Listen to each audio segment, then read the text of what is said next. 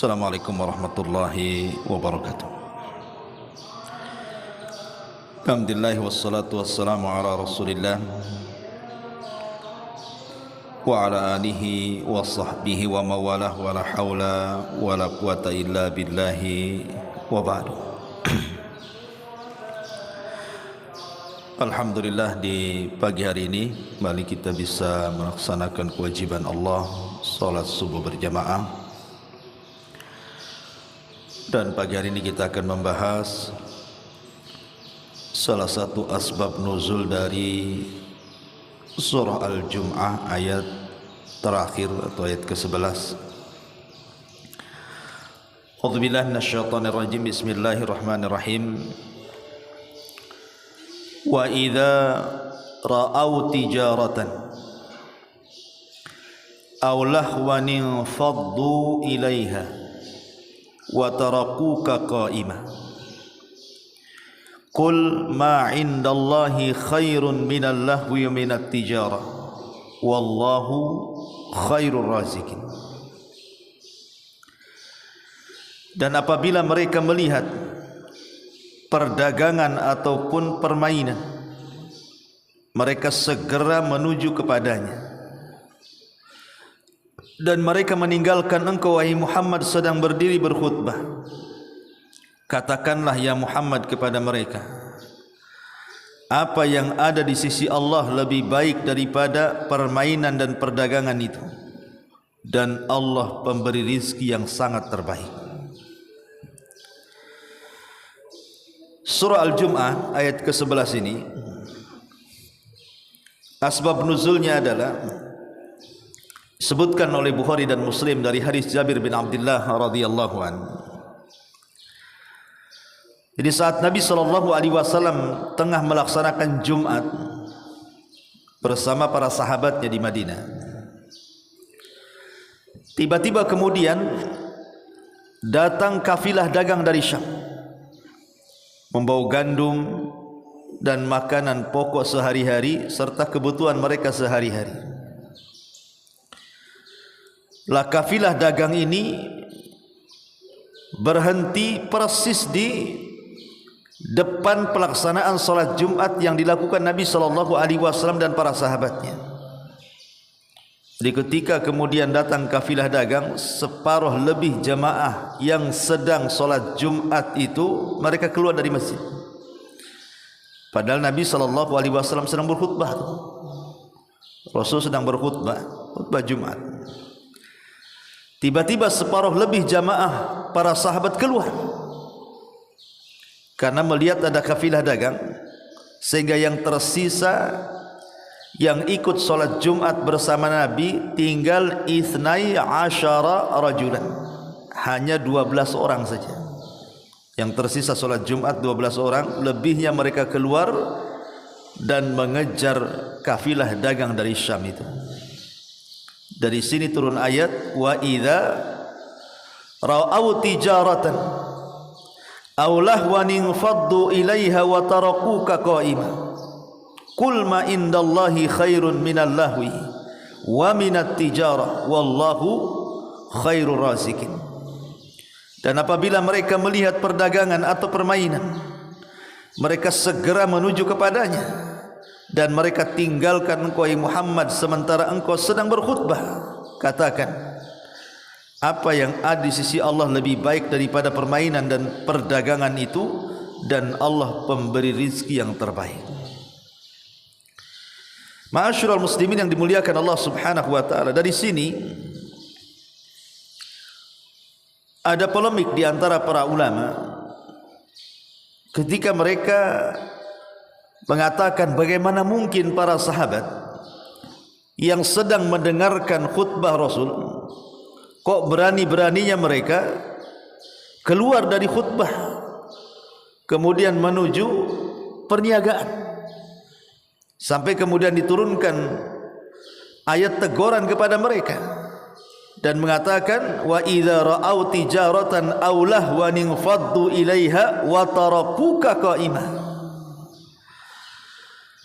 Ada sebagian ulama mengatakan bahwa apa yang dilakukan para sahabat ini ketika itu memang mereka sedang terdesak, dan ini ijtihad mereka. Jadi para sahabat berijtihad, disangka bahwa mereka keluar dari sholat Jumat itu dibolehkan, karena tujuan mereka hanya mengambil barang dagangan kemudian kembali ke masjid. Karena di dalam surah Nur ayat 37 Allah mengatakan, rijalun la tulhihim tijaratun wala bai'un an dzikrillah. Laki-laki yang tidak dilalaikan oleh perniagaan dan tidak pula oleh jual beli mereka dari mengingat Allah Subhanahu wa taala, dan mereka para sahabat. Jadi ada yang kemudian berusaha untuk mentakwil bahwa apa yang dilakukan para sahabat ini berdasarkan ijtihad mereka, karena mereka sangat berhajat kepada kebutuhan pokok yang baru datang dari Syam, sehingga mereka terpaksa meninggalkan Rasul sedang berkhutbah, kemudian mengalihkan mereka ke perniagaan. Tapi ada juga yang mengatakan kejadian ini memang ini kesalahan para sahabat. Ya, sahabat juga manusia, bisa salah. Dan ini bagi pelajaran bagi sahabat-sahabat setelahnya, sampai kepada umat Nabi SAW sampai hari ini menjadi sebuah pelajaran bahwa tidak boleh seseorang itu ketika melaksanakan Jumat kemudian keluar dari saf mereka meninggalkan imam yang sedang berkhutbah.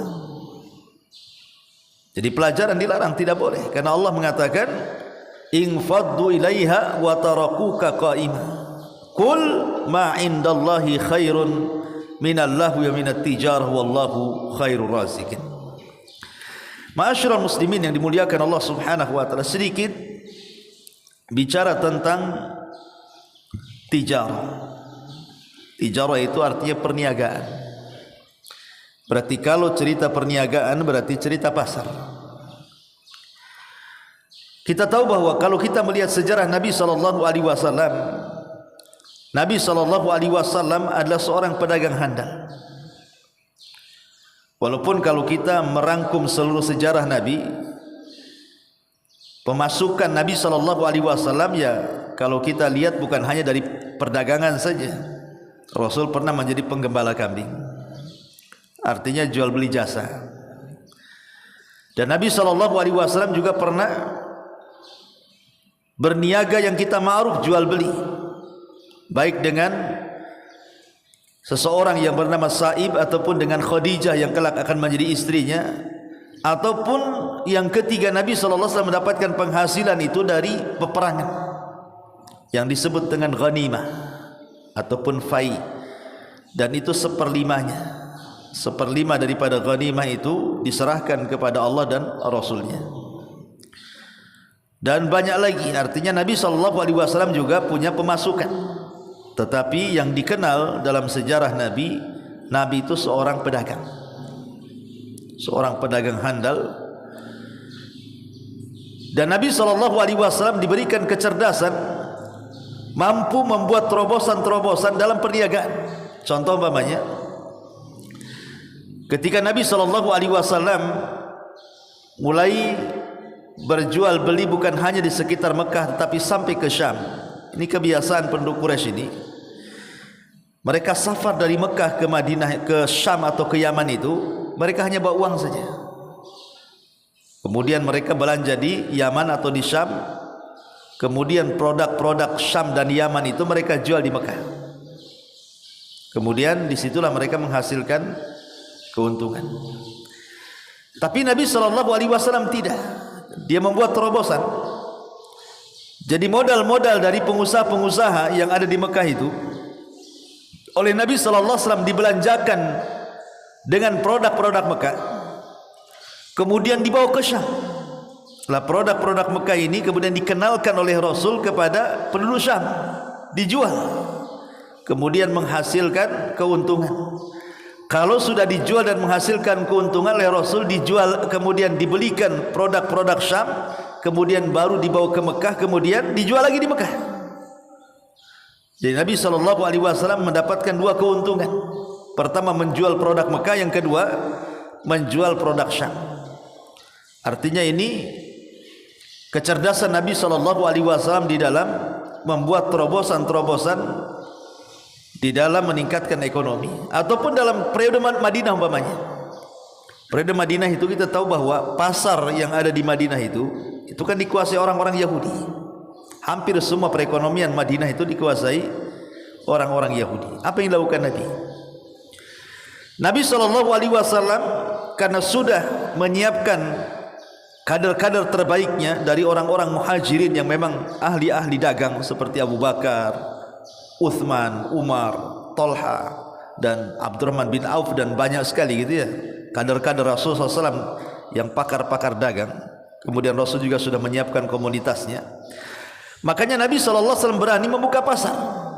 Di mana dia buka pasar? Di Bani Quraidah, persis dengan bersebelahan dengan pasar pribadinya Ka'ab ibn Ashraf yang disebut dengan Suqul Ka'ab namanya, pasar Ka'ab. Jadi Ka'ab bin Ashraf itu tokoh Yahudi membuat pasar pribadi yang disebut dengan pasar Ka'ab. Lah Nabi SAW membuat pasar sebelahnya itu. Ngamuklah Ka'ab bin Ashraf ini. Akhirnya kemudian diobrak-abrik pasarnya Nabi. Betul-betul dihancurkan pasarnya Nabi. Tetapi yang namanya pembisnis itu kan harus ada keberanian. Bukan berarti kemudian diacak-acak satu kali kemudian langsung berhenti, tidak. Nabi memikirkan kembali mencari tempat terbaik. Setelah pasarnya diobrak-abrik, Nabi SAW terpikir kemudian untuk membuat pasar, tetapi bukan di Bani Quraidah, di Bani Qunaiqah. Bani Qunaiqah ini pasarnya jauh lebih besar dibandingkan pasar Ka'ab. Justru kalau kita katakan pasar induknya Yahudi, pasar induknya Yahudi itu dikuasai oleh Bani Qunaiqah, dekat dengan Masjid Nabawi. Lah Nabi SAW membuat pasar yang dulunya tanah kuburan, kemudian dijadikan pasar di situ. Dan sampai hari ini tempat bekas pasarnya Rasul tidak dibangun oleh pemerintah Mekah, oleh pemerintah Madinah tidak boleh, karena ada wasiat Rasul, jangan membangun pasarku. Ya, dekat dengan Madinah tempat itu tidak pernah dibangun. Bahkan oleh Raja Abdullah yang lama itu memang dilarang, tidak boleh membangun karena ada wasiat Rasul, tidak boleh dibangun di pasarnya. Nah disitulah Nabi SAW membuat strategis di mana pasar beliau itu berhadapan dengan pasar Bani Qunaiqah, bayangkan.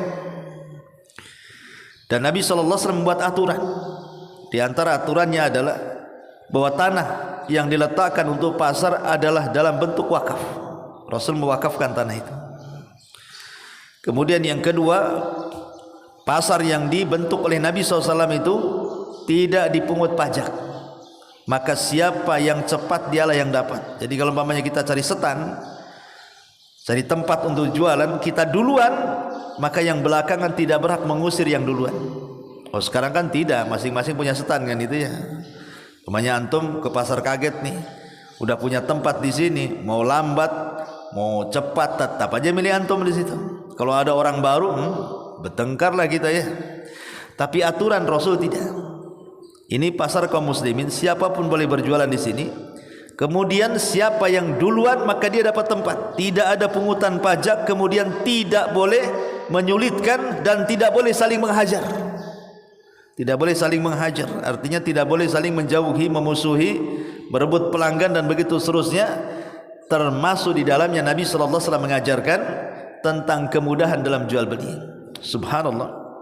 Dengan aturan-aturan ketat yang diberlakukan Nabi, dalam 2 tahun pasar Yahudi tumbang. 2 tahun tuh pasar induknya Madinah yang dikuasai oleh Bani Qunaiqah itu langsung tumbang, gulung tikar. Semua beralih ke pasar Nabi. Dari sini kita tahu bahwa Islam itu bisa sebenarnya mengalahkan perekonomian Yahudi. Buktinya Nabi bisa.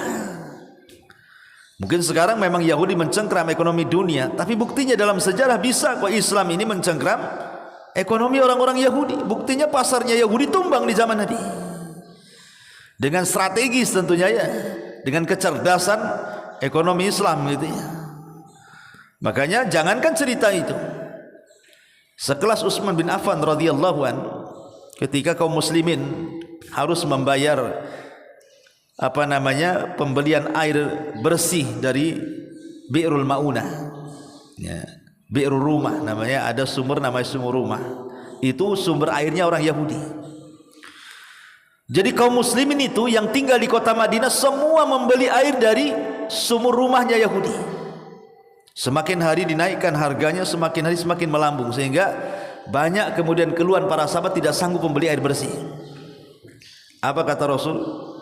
Man ishtara bi'ra rumah falahul jannah. Siapa yang bisa membeli sumurnya Yahudi itu, kujamin dia masuk surga. Datang Utsman dan mengatakan, aku akan beli. Bagaimana mungkin Utsman membeli sumur yang orang Yahudi sendiri tidak menjualnya? Coba bayangkan, bagaimana caranya coba? Utsman ini datang kepada pemilik sumur. Sumur itu tidak niat dijual. Untuk apa dijual? Hari-hari keuntungannya banyak. Ngapain dijual? Pemain saya punya sumur, hari-hari beli sama saya gitu ya. Tiba-tiba datang saya beli sumurnya, ya nggak mungkin lah, itu penghasilan dia. Tapi dengan kepiawaian Utsman, dia bisa membeli sumur yang oleh orang Yahudi tidak ada niat menjualnya. Kalau bukan karena kecerdasan, tidak mungkin mampu tuh. Ya. Karena hari-hari menghasilkan uang dari sumur itu kan. Tapi dengan kepiawaian Utsman datang kepada orang Yahudi, kemudian apa? Merayu. Tetapi orang Yahudi tidak memberinya. Akhirnya ketika Utsman tidak berhasil memberi bendanya, zatnya, Utsman hanya membeli harinya saja. Sudahlah, setiap hari Senin atau hari Rabu atau hari Jumat saya beli satu hari itu. Berapa? Kalau ada orang beli air 100 orang setiap harinya, biar saya uangkan 100 orang lebih dalam satu hari itu. Deal. Ya, maka setelah kemudian satu hari dibeli Utsman, satu hari tidak, satu hari dibeli Utsman, maka Utsman bin Affan mengumumkan di hari yang ia mengambil air di situ, dia mengatakan kepada kaum muslimin, ambillah hari yang aku sudah membelinya. Akhirnya di hari itu ya kaum muslimin banyaklah ngambil air, dipenuhilah itu bak-bak, gentong-gentong semua kan itu ya. Akhirnya ketika besoknya yang harusnya mereka membeli air, sudah penuh air di rumah-rumah mereka. Streslah orang Yahudi ini. Nah dari situ akhirnya kemudian Utsman pun merayu lagi supaya sumur itu dibeli secara mutlak oleh Utsman ibn Affan. Lama-lama bengkrak, akhirnya dikasihkan Utsman. Makanya ketika Utsman hendak dibunuh oleh pasukan Sabaiyah itu, Utsman mengingatkan soal sumur itu. Kata Utsman, ingat kalian sabda Rasul, barang siapa yang membeli sumur rumah maka bagi dia sorga. Kalian tahu siapa pembelinya? Aku pembelinya. Tapi orang-orang Khawarij tidak peduli dengan Utsman, tetap membunuhnya. Ma'asyiral muslimin yang dimuliakan Allah Azza wa Jalla. Artinya di sini Utsman bin Affan memiliki kecerdasan. Bukan hanya Utsman, tentu para sahabat yang lain kalau dalam perniagaan itu luar biasa. Seperti kisahnya Abdurrahman bin Auf kan, masuk pasar tanpa modal, kemudian menjadi pedagang hebat, pedagang besar, padahal tanpa modal. Dengan cara apa? Dia masuk ke dalam pasar, dia datang kepada penjual saman, penjual minyak, kemudian dia mengatakan, aku ambil minyakmu dengan cara hutang. Kemudian diambillah minyak itu, dijual dengan cara kontan. Jadi ambil barang dengan cara hutang, kemudian dia jual dengan cara kontan. Setelah mendapatkan keuntungan, kemudian modalnya dikembalikan, dibayarkan hutang, lebih sebagai keuntungannya itulah yang masuk kantong. Begitulah Abdurrahman bin Auf berniaga tanpa modal. Kalau bukan orang cerdas tidak bisa. Makanya kenapa kemudian Allah Subhanahu wa taala sampai memuji kecerdasan orang-orang Quraisy dalam perniagaan, sehingga Allah sendiri yang mengatakan li'ila fi Quraisyin ila fihim rihlatash syita'i was-sayf, untuk menunjukkan bahwa dunia perniagaan itu mengalir, mengakar, mendarah di tubuh-tubuh orang-orang Quraisy. Makanya orang-orang Arab ini mereka diberikan kecerdasan untuk berniaga. Kalau seandainya antum ada turunan Quraisy, lawan tuh orang-orang Cina atau orang-orang Yahudi dalam segi perekonomian, karena tidak ada pujian dalam Quran kecuali pujian Allah kepada orang-orang Quraisy dalam dunia perniagaan. Li'ila fi Quraisyin, kebiasaan orang-orang Quraisy itu rihlatas syita'i was-shaif. Mereka suka rihlah, safar di musim dingin dan di musim panas, kadang ke Yaman, kadang ke Syam. Beda dengan penduduk Madinah ya. Kalau penduduk Madinah itu kan mereka bukan pakar-pakar peniaga. Kalau penduduk Madinah itu rata-rata petani. Makanya ketika hijrah orang-orang muhajirin dari Mekah ke Madinah, contoh umpamanya Abdurrahman bin Auf dipersaudarakan dengan Sa'd bin Rabi. Apa kata Sa'd bin Rabi? Wahai Abdurrahman, aku memiliki 2 kebun. Pilih salah satunya, aku kasih salah satunya. Tetapi Abdurrahman bin Auf menolaknya. Dan Nabi SAW juga menyarankan para sahabat untuk tidak mengambil kebun yang diberikan orang-orang Ansor. Kenapa? Karena kalau orang sudah menjadi petani maka akan sibuk di ladang.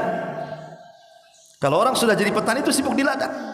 Lain dengan peniaga kan. Kalau peniaga kan merdeka mereka. Jam berapa saja bisa dipanggil tuh. Kalau petani kan tidak bisa. Mereka sibuk gitu dari pagi sampai sore pulang.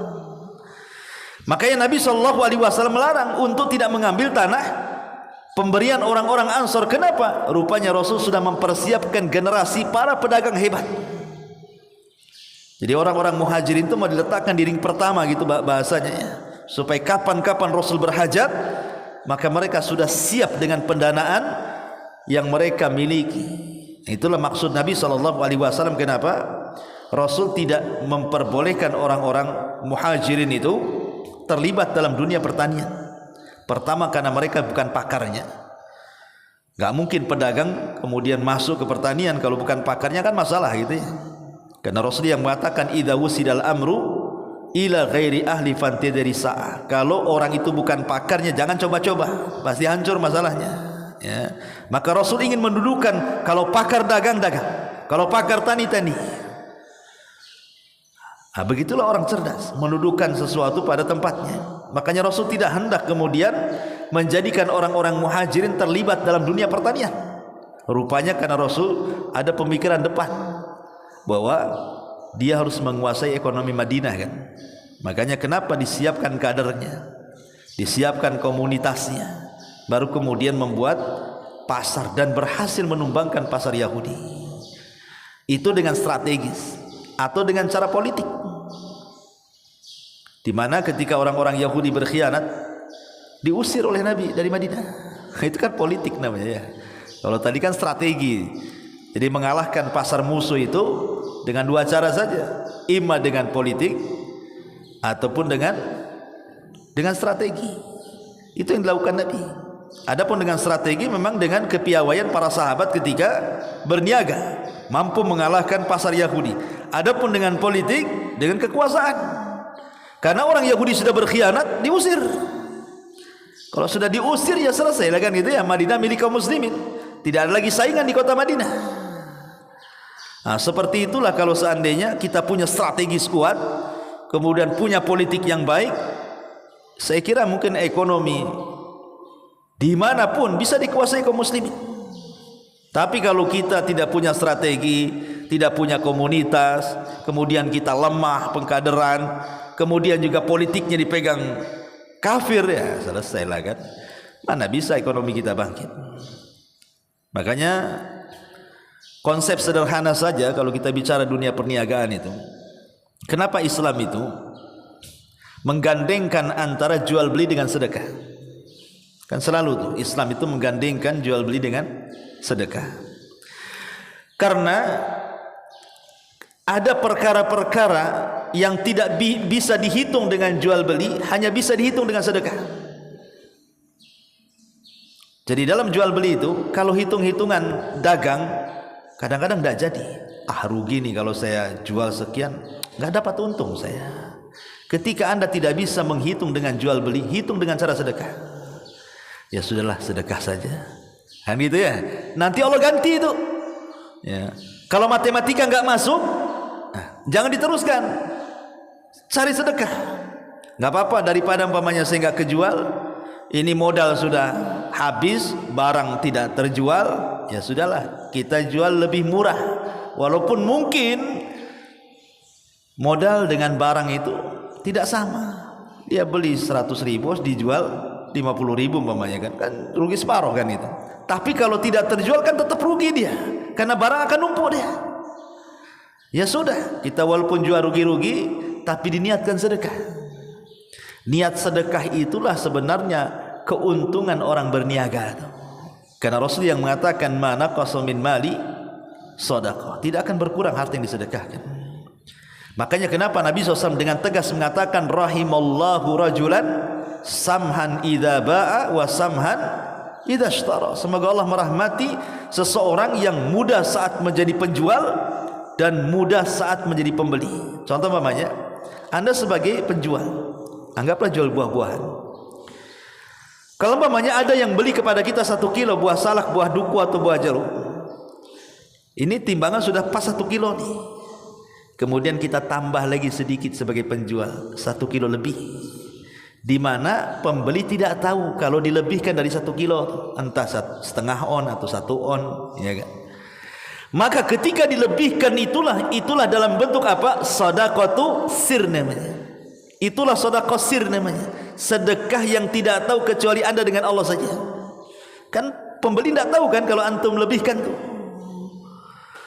Sebagaimana antum kurangi juga pembeli tidak tahu, dilebihkan pun tak tahu. Nah, cuman masalah kalau sampai kemudian dikurangi sementara pembeli tidak tahu, maka ini masuk dalam firman Allah, wailun lil mutaffifin alladzina idza qtalu 'alan nasi yastawfun wa idza kaluhum aw wazanuhum yukhsirun. Celaka orang-orang mutaffif yang ngurang-ngurang itu. Kalau jadi pembeli dia minta tambah, kalau jadi penjual dikurang-kurang. Allah tahu tuh. Ya.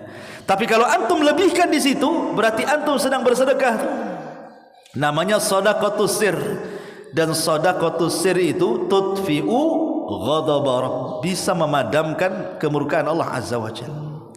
Begitu juga ketika kita posisinya penjual nih, pembeli bukan penjual. Maka kita beli buah, beli sayur, beli apa, beli bumbu itu ya di pasar. Harganya 99 ribu atau lebih gitu ya. Anggaplah harus dikembalikan uangnya 1.000 atau 2.000 perak gitu. Maka kata Nabi SAW, mudahkan, sudahlah kasih saja. Kalau hanya 1.000 perak, 2.000 perak kan itu. Jangan pula gara-gara 1.000, 2.000 dia cari satu pasar keliling hanya untuk mengembalikan uang kita sehingga dia dirugikan waktu. Coba bayangkan, kita nunggu kembalian tuh, padahal cuma 1.000 perak tuh. Dia harus nukar kemana-mana satu pasar keliling 1 jam gara-gara uang 1.000 perak. Sementara kalau dia tinggal di situ dia bisa melayani yang lain tuh. Antum mempersulit penjual namanya. Sudahlah kalau 1.000, 2.000 perak ikhlaskan saja, sedekahlah, ambillah. Enggak usah, ambil aja bu, kan enak kan itu. Ini endah, gara-gara 1.000 ini bisa bertengkar tuh. Mana kembaliannya? Ah tunggu ya. Nggak mau saya tunggu. Dia keliling satu pasar, bayangkan gara-gara kita kan. Mana kemudahan ketika kita menjadi pembeli itu, di mana kemudahannya? Kasih kemudahan. Saya kira kalau bapak-bapak sih mudah ya. Yang jadi masalah mak-mak biasanya. Mak-mak itu kalau 1.000 saja masalah tuh. Bisa pindah langganan tuh. Males itu katanya. Kenapa? Beda 500 katanya. 500 saja. Iya bang, 500. Kalau kangkung 10 kilo kali lah katanya. Jadi kadang-kadang mama ini kadang-kadang nggak ada samhannya. Makanya kemudian menjadi tanggung jawab antum sebagai bapak-bapak memberitahu mama itu, jadilah wanita-wanita yang samhan idza ba'a wa samhan idza ishtara. Mudah kalau jadi penjual, mudah kalau jadi pembeli. Karena disitulah rizki Allah turun. Tetapi ayat ini, surah Al-Jumu'ah ayat 11 ini mengatakan perniagaan itu sesuatu yang baik. Bahkan ada yang mengatakan 99% rizki Allah itu ada di perniagaan. 99 rizki Allah itu ada di perniagaan. Makanya orang-orang kaya itu rata-rata pedagang. Kalau pegawai kaya masalah tuh, nanti diturun orang BPK. Nanti ada BPK, KPK malah turun ya, kalau pegawai biasanya. Tapi kalau pedagang, umumnya pedagang itu berhasil. Pedagang itu yang kaya. Karena di zaman Nabi SAW pendana-pendana itu adalah pedagang. Abdurrahman bin Auf, Utsman bin Affan, Abu Bakar Siddiq itu pedagang emas gitu ya. Kemudian Umar, dikenal tuh orang-orang itu yang jelas-jelas pendana peperangan Nabi.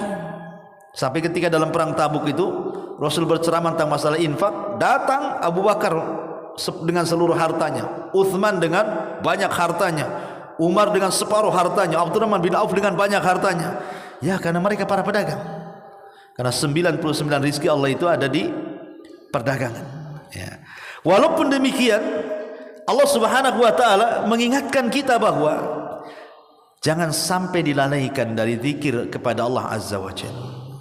Karena di sini kejadian di zaman sahabat, lo bayangkan Rasul lagi berkhutbah Jumat, tiba-tiba pergi semua, tinggal 12 orang di situ. Dari sini juga jadi polemik para ulama tentang berapa jumlah jamaah sholat Jumat itu. Sebagian madhab Syafi'i mengatakan 40 orang.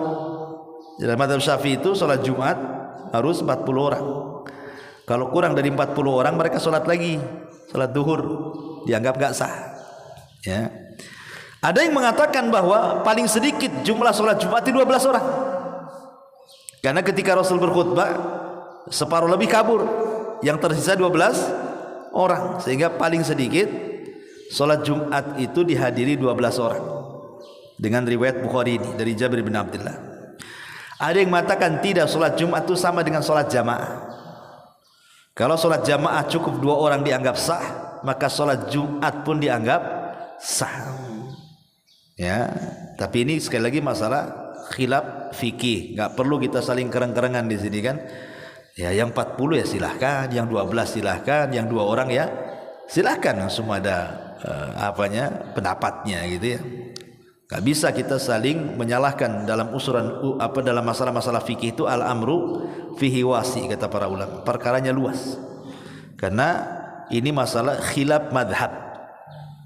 Ya kalau mamanya Anda berpegang dengan madhab Syafi'i silahkan.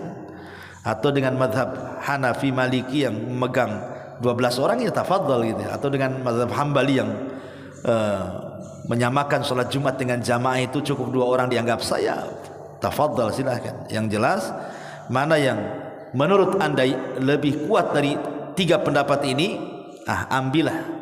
Karena bagaimanapun ketika kita menyembah Allah harus dengan keyakinan, karena zat yang kita sembah juga adalah zat yang penuh dengan keyakinan, dan tidak mungkin yakin itu muncul kecuali dengan dalil dan dengan kekuatan hujah. Kita tidak bisa kemudian menyembah Allah dengan keraguan, ragu-ragu saya ini yang benar yang mana ini, enggak gitu kan itu ya. Allah yang kita sembah yakin, maka jangan menyembah kecuali dengan keyakinan, dan yakin itu baru timbul dengan ilmu ya.